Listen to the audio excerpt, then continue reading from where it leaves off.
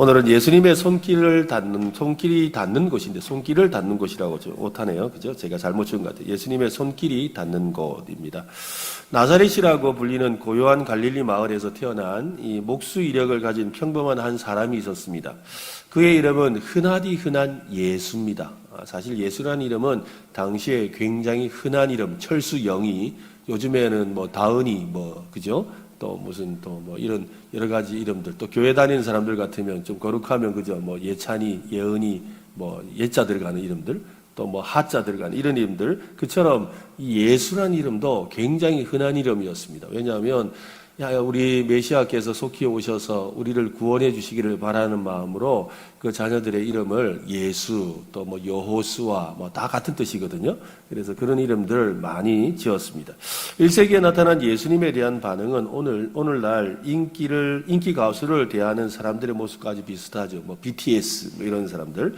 하지만 예수님의 인기는 세월이 지나면서 더욱 강해져 갔습니다. 예수님의 인기를 식히는데 혁혁한 공을 세운 것은 사탄이 아니라 교회입니다. 기독교의 역사는 예수님을 향한 이 반응을 다양한 장치를 통해서 가라앉혔어요. 예수님의 그 인기를 가라앉힌 거죠. 역사의 관점에서 보면 그분은 아주 오래전의 인물이지요. 우리에게는 그분의 가르침을 나름대로 설명해 보려는 온갖 신학이 있습니다. 이 신학이 사실은 예수님의 그 영광스러움과 예수님의 그 인기 충만한 그 모습을 제한하고 가리는 거죠. 그래서 그분의 행하심을 기리는 갖가지 교회의 의식들도 마찬가지입니다. 지금까지 예수님은 다양한 형태로 제한하고 규격화되어 왔습니다. 이 땅에 오셔서 직접 보여주신 예수님의 인성을 통해 드러난 눈부신 카리스마는 긴 세월과 함께 머나먼 이야기처럼 들리게 된 거죠. 그러나 살아계신 예수님을 두 눈으로 생생하게 지켜보았던 그 2000년 전의 사람들에게는 우리가 상상할 수 없는 엄청난 사건의 현장이었고, 또 그분의 능력과 매력과 인기는 실로 대단했다고 할 수가 있습니다. 예수님이 가시는 곳마다 무리들이 몰려왔지요. 강론을 펼치기 위해서 갈릴리 호숫가에 잠시 머무셨습니다. 엄청난 군중이 호숫가에 계신 예수님께로 모여들었습니다. 예수님은 배에 올라서야 겨우 말씀을 전하실 수 있을 정도로 호숫가에는 앉을 곳이 없었던 겁니다. 호수 저편의 한적한 곳으로 이렇게 물러났다가 돌아왔을 때도 수많은 무리가 떠나지 않고 예수님을 기다리고 있었습니다. 사람들은 예수님을 만나기 위해서 먼 길을 마다하지 않는 거지요. 가끔씩 제가 부산에 있을 때 그 백스코라는, 대구에는 엑스코인가요? 뭐 있잖아요, 그죠? 거기 가면은 가끔씩 요즘 트로트 가수 젊은 친구들 있잖아요. 무슨 이름이 생각이 안 나네. 김영웅, 임영웅, 네. 그 다음에 또 좀 뚱뚱한 친구 있잖아요. 이런, 예? 하여튼 그 시기들. 네. 그런 사람들 오는데, 한 번은 그 앞을 지나가는데, 앞이 차가 막히는 거예요. 근데 또 그 사람들 옷도 또 다 입고 오더라고요. 무슨 보라색 옷. 이런 자기 팬들이 입는 옷이 있더라고요. 근데 그 백스코 앞에 주차장에 사람들이 서 있는데, 와, 깜짝 놀랐습니다. 지역마다 또 총책이 있더라고요. 그 지역마다 팻말을 들고, 어디 전라도 어디, 또 충청도 어디 해가지고 쭉 서가지고 사람들끼리 편을 모으더라고요. 그래가지고 다 옷을 입고 뭘 준비해가지고 그러고 들어가더라고요. 야, 이 트로트 가수 하나 보려고 그렇게 하는구나라는 생각이 들었습니다. 그런데 예수님 시대에는 그보다 더 했다는 거예요. 엄청난 인기를 끌고 계셨지요.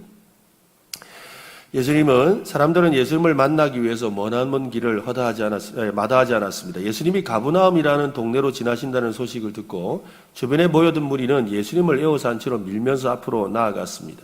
거대한 무리가 모여들어서 예수님께 가까이 가려는 이 바람에 서로 밟힐 만큼 힘들었습니다. 모든 사람의 이목이 예수님한테 집중되어 있었지요. 예수님은 사람들의 입에 오르내리는 뜨거운 감자였습니다. 고을마다, 장터마다, 목장마다 떠도는 소문은 도대체 나사렛 출신인 이 사람이 누구야? 라는 것이었습니다. 예수님은 사람들에게 본 것을 아무에게도 전하지 말라고, 제발 말하지 말아라고 간절히 부탁했지만, 그러나 소문은 계속해서 퍼져나갈 뿐이었습니다.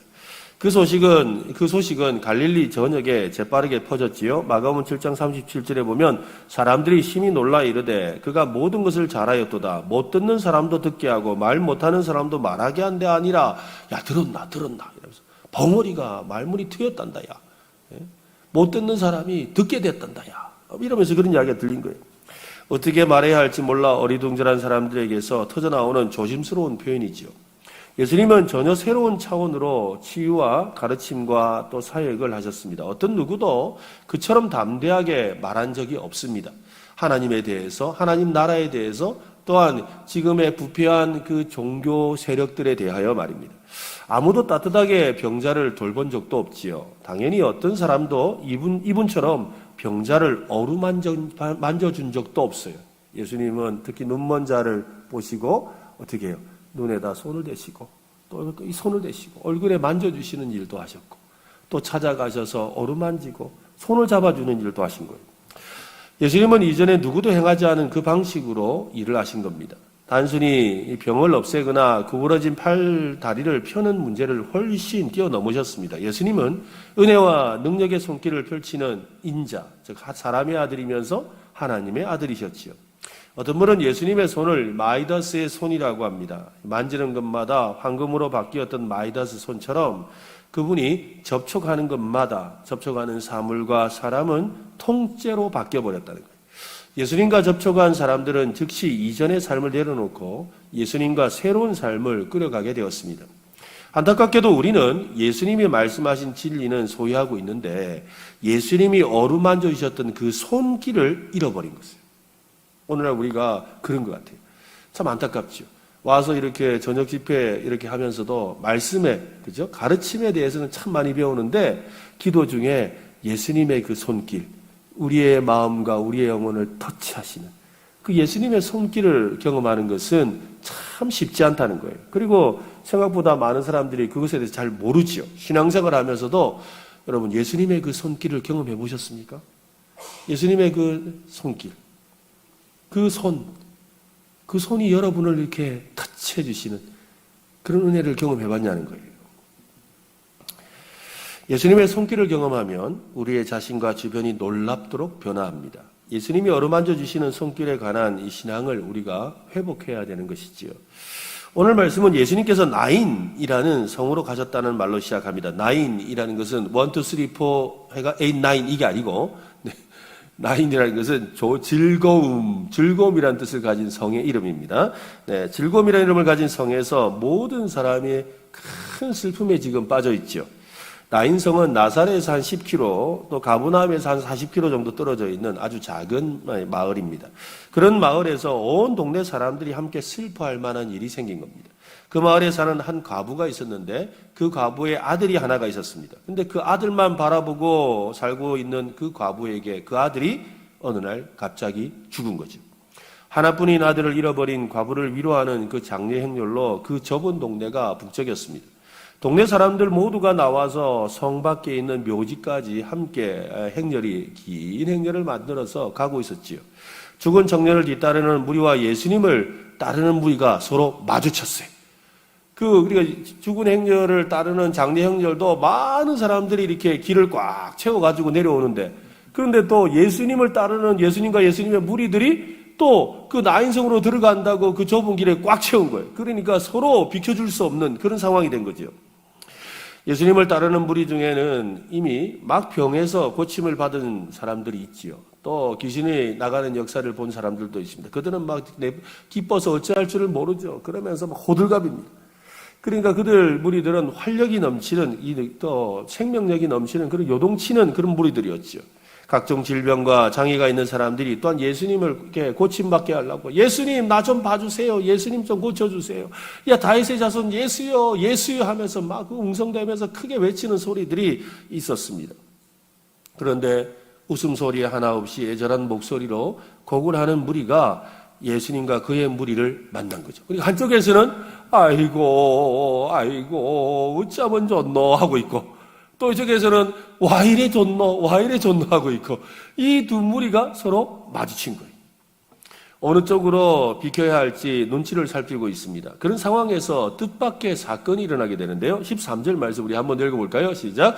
주께서 과부를 보시고 불쌍히 여기사 울지 말라 하시고, 예수님은 발걸음을 떼서 장례 행렬이 지나갈 수 있도록 길을 열어주셨습니다. 대신 길을 막고는 죄송합니다. 말을 거꾸로 했네요. 길을 열어주지 않았습니다. 제가 말을 잘못했습니다. 길을 열어주지 않고 대신에 그 길을 막고는 과부에게 한마디를 하셨어요. 울지 마라. 울지 마라. 라고 하셨어요. 그 말씀은 분위기를 아마 굉장히 썰렁하게 만들었을 겁니다. 처음 만난 사람에게서 들은 첫 마디가 울지 마라예요. 과부와 곡하는 사람들은 저 사람이 뭘 안다고, 아니 저 사람이 뭘 안다고 이 과부한테 울지 마라 그래? 충분히 울 수밖에 없는 그런 상황이기 때문이지요. 장례 행렬에 참여하고 있는 사람들이 만약에 울지 마라고 했다면 그것은 위로 말이죠. 아이고 그래 어떡하노, 참 힘들겠다, 울지 마라. 그러면 그 말이 위로가 되지만 지나가고던 사람들이 갑자기 보고 그 울지 마서, 그 말이 위로가 되겠습니까? 오히려 그 말은 마음을 힘들게 하는 말처럼 들릴 수도 있죠.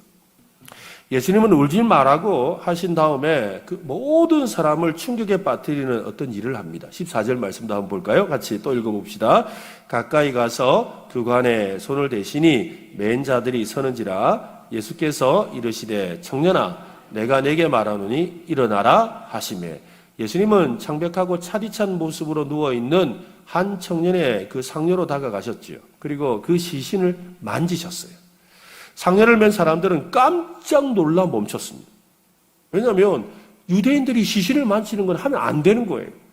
엄격하게 율법을 지키는 유대인에게 관을 만지는 것은 오늘 하루 동안 부정한 상태가 돼요. 부정한 상태. 그래서 어디 나가지도 말고 가만히 있어야 돼요. 최근에 우리가 코로나 때문에 부정한 게 뭔지를 좀 알게 되었어요. 그죠? 코로나 걸리면 뭐 해야 돼요? 자가 격리해야 되잖아요. 그죠? 격리하는 것처럼 자기가 부정해지면 격리해야 된단 말이에요. 근데 관을 만지면 하루 격리. 근데 시신을 만지면 일주일 격리. 일주일간 격리, 부정한 상태로서 격리가 되어야 돼요. 예수님도 그 사실을 알고 있습니다. 그런데도 예수님은 야젖으로 덮은 관 뚜껑을 아래에 몸을 기울여서 시신을 만지신 거예요. 그 말은 어쩌다가 실수로 지나가다가 이렇게 스쳤다? 이런 말이 아니죠. 의도적으로 시신을 만지셨다는 말입니다. 그것은 많은 사람이 보는 앞에서 말이죠. 그러니까 빼도 박도 못하는 일이에요. 그러니 율법에 있는 정결 예법을 따라 일주일 동안 자가 격리하셔야 돼. 그런 상황이죠. 그러니까 엄청난 사고가 일어난 거예요. 이야기는 거기서 끝나지 않지요. 장례 행렬을 멈춰 세운 예수님은 관 속에 있는 청년을 향해 외칩니다. 청년아, 내가 내게 말하노니 일어나라. 청년아, 내가 너에게 말하노니 일어나라. 여러분, 청년이 일어나면 예수님이 만지신 것이 부정한 것이 아닌 게 되죠. 그렇죠? 맞죠? 바로 그래요. 예수님의 말씀은 그 자체로 충격입니다. 저 사람 뭐야? 누군데 저렇게 소리하지? 슬픈 장례를 앞에 두고 장난을 치도 그렇게 치면 되나? 사람들이 막 떠들죠. 그 순간에 모두를 얼어붙게 만드는 일이 일어납니다. 15절에 죽었던 자가 일어나 앉고 말도 하거늘 예수께서 그를 어머니에게 주시니. 일어나 앉고 말도 하거늘. 청년은 일어나서 내가 왜 여기 왜 있어요? 지금 여기 사람들이 왜 이렇게 많아요? 하고 이렇게 물었다 이 말이죠. 무슨 일이 이렇게 있어서 이렇게 많은 사람이 모였냐고 물었던 겁니다. 예수님의 손길이 차가운 시신으로 있던 이 청년을 살린 거죠. 예수님의 그 손길에서 느껴지는 그 따뜻한 체온이 청년의 차가운 마음을 녹이고 온몸에 피를 돌게 하고 심장이 뛰도록 만드는 겁니다. 예수님의 손길은 슬픔에 참여하는 자의, 함께하려는 참여자의 손길이죠. 한번 따라할까요? 참여자의 손길. 예수님의 손은 바로 참여자의 손길이라는 겁니다. 우리가 가진 이 손으로 참으로 많은 일을 하지요. 다른 사람을 향해서 따뜻한 위로의 손이 되어줘서 탁 잡아주기도 하고, 그죠? 또 용기를 북돋워주는, 야, 잘할 수 있어! 하면서 할 수도 있고, 또, 아유, 이러면서 칭찬하는 손이 되기도 하고, 또 감사와 사랑의 마음을 전하는 손이 되기도 합니다. 그렇게 좋은 일에만 이 손이 사용되는 것은 아니지요. 우리가 가진 손으로 남의 것을 훔치기도 하고, 또 남을 비난하기도 하고, 그죠? 남을 때려 눕히기도 하죠. 우리의 손으로 아름답게 가꾸고 세우기도 하지만 아름다운 것을 깨트리고 부수어버리기도 한다고, 파괴도 하는 거죠. 오늘 라인성에서 보여주신 예수님의 손은 참여자의 손입니다.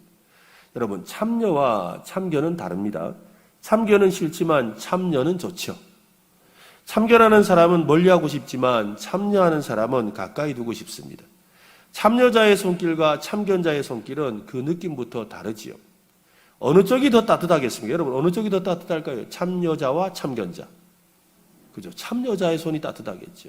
참견자는 차갑고. 오늘 설교 준비하면서 깨달았어요. 제가 저희 아들한테 야, 뭐 하냐 그러면 몰라 하고 대답을 안 해줘요. 아버지가 참견할까봐 그러는 것 같아요. 내가 참여자였으면 애들이 야, 설명해 줬을 텐데. 참견하는 줄 알고 말을 안 하는 것 같아요. 오늘 깨달았어요. 진작에 깨달았어야 되는데. 왜 몰라를 하는지. 여러분, 어느 쪽이 나의 손을 꼭 잡아줄 것 같습니까? 참여자와 참견자. 참여자겠죠.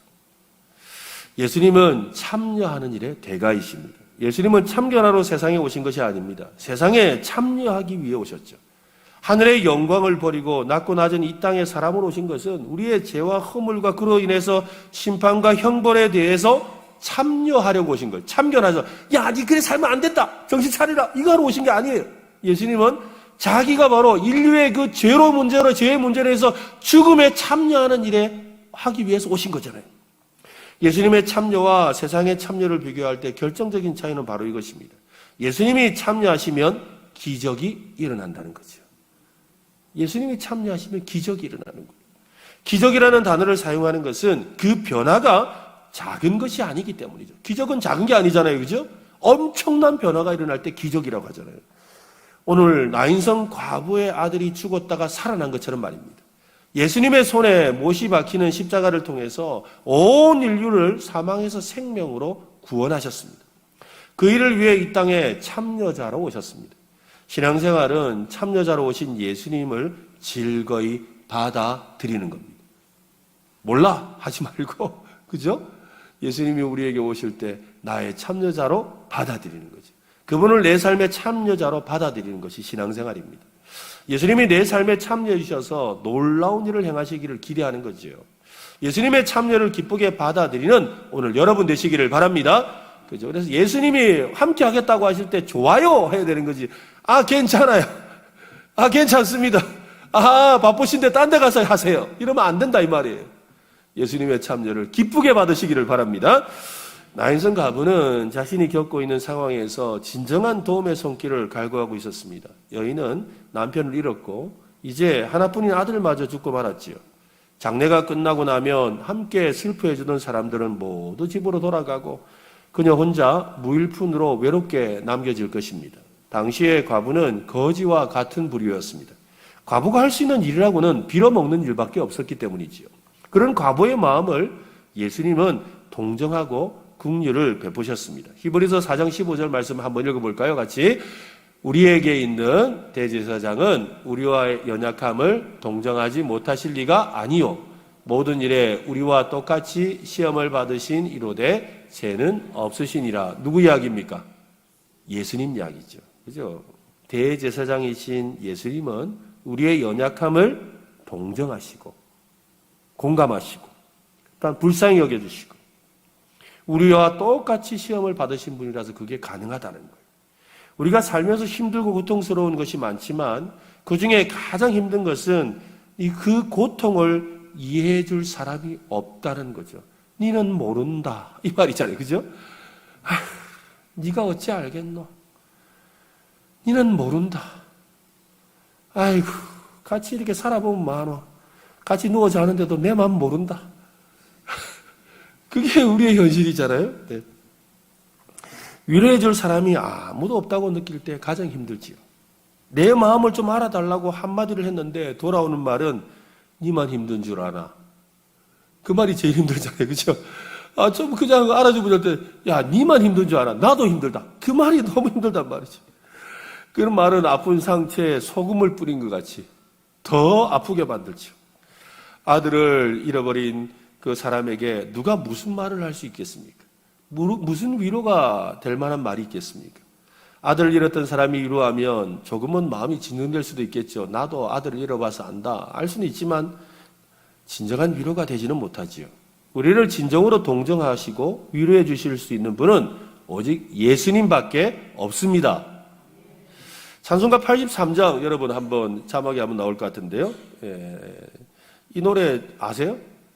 나의 맘에 근심 구름 가득하게 덮이고 슬픈 눈물 하염없이 흐를 때 인자하고 부드러운 음성으로 부르사 나를 위로하리 누가 있으랴. 주 예수 주 예수 주 예수밖에 누가 있으랴.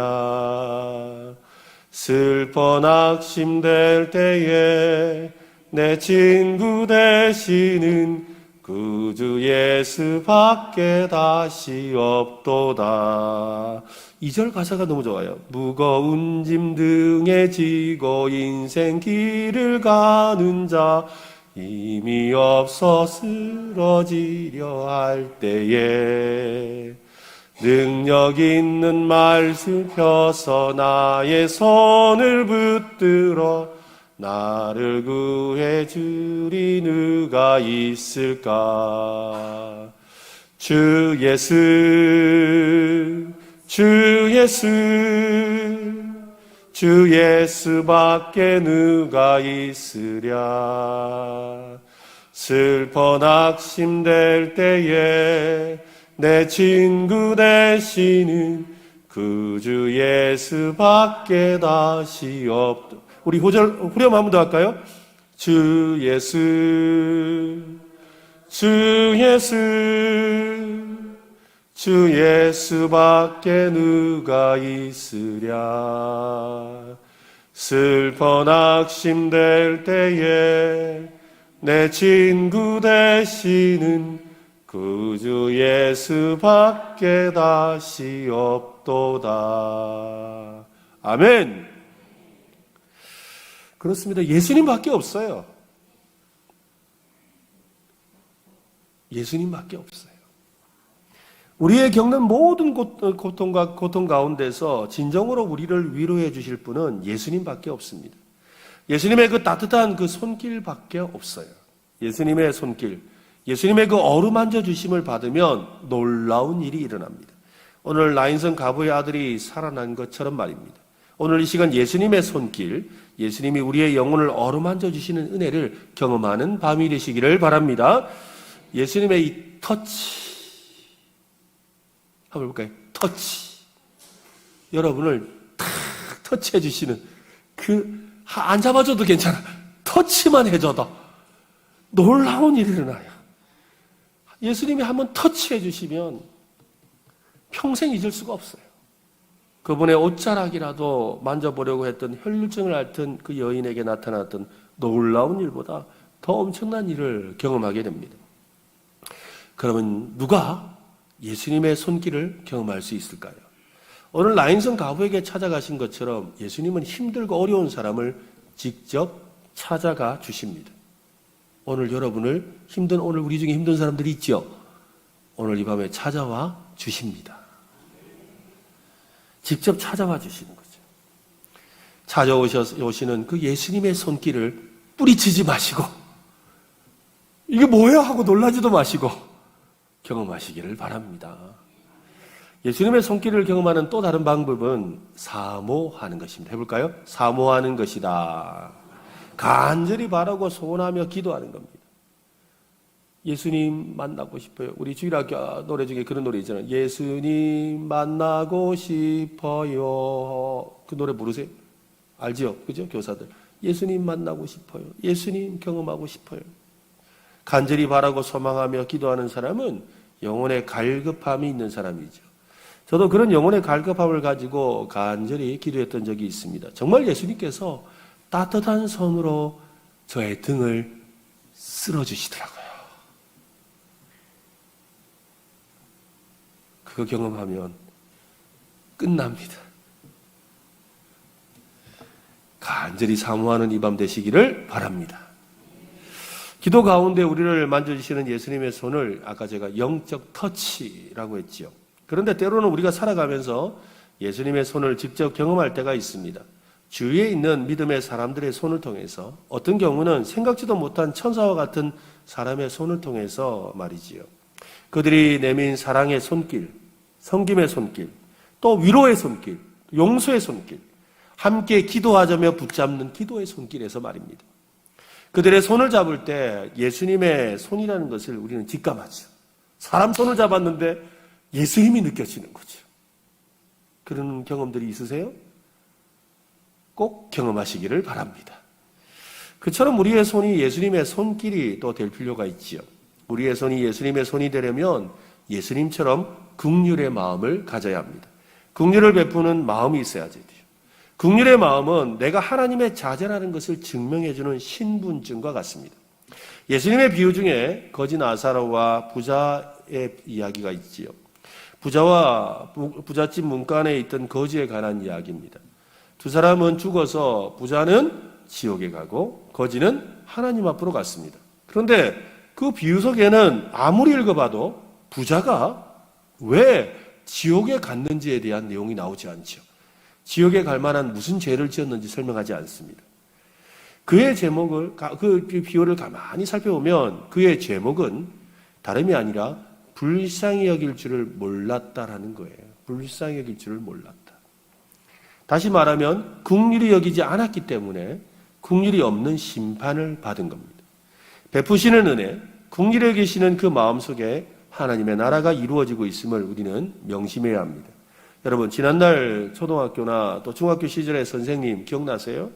어느 선생님이 실력이 있었고 어떤 선생님이 미인이었다는 것은 거의 희미하지만 수업 중에 수업 종이 울렸는데 그것도 모르고 밖에서 놀다가 늦게 막 허겁지겁 들어갔어요. 그런데 선생님이 막 화를 내시는 것이 아니라 오라고 하시더니 손을 이렇게 만져주시면서 이 손이 왜 이래 차노? 이러면서 막 손을 비벼주신다면, 그 경험이 있다면 아마 다른 기억은 못해도 그 선생님의 그 손은 기억할 거예요. 그렇지 않습니까? 선생님의 그 손은 기억한다고. 마지막까지 기억나는 것은 결국 긍휼을 베푸는 손이라는 겁니다. 우리가 이 세상을 떠나게 될 때 마지막으로 드릴 기도도 하나님이여 불쌍히 여겨 주옵소서. 긍휼을 구하는 기도죠. 이 말 외에 무슨 기도를 우리가 할 수 있겠습니까? 긍휼은 마지막 말입니다. 긍휼은 기적을 낳지요. 예수님께서 많은 환자를 돌보실 때 불쌍히 여겨 고쳐주셨습니다. 오늘 라인선 가보의 아들의 죽음에 관심을 가지고 관에 손을 대고 살려주신 것도 긍휼의 마음에서 시작되었습니다. 13절 말씀 우리 한 번 더 읽어봅시다. 주께서 가부를 보시고 불쌍히 여기사 울지 말라 하시고, 긍휼히 여기는 마음속에 하나님의 능력이 작동합니다. 기적이 나타나죠. 사실 이 긍휼 사역이 굉장히 중요한 것 같아요. 교회가 해야 될 일들이 바로 이 긍휼 사역이에요. 그죠?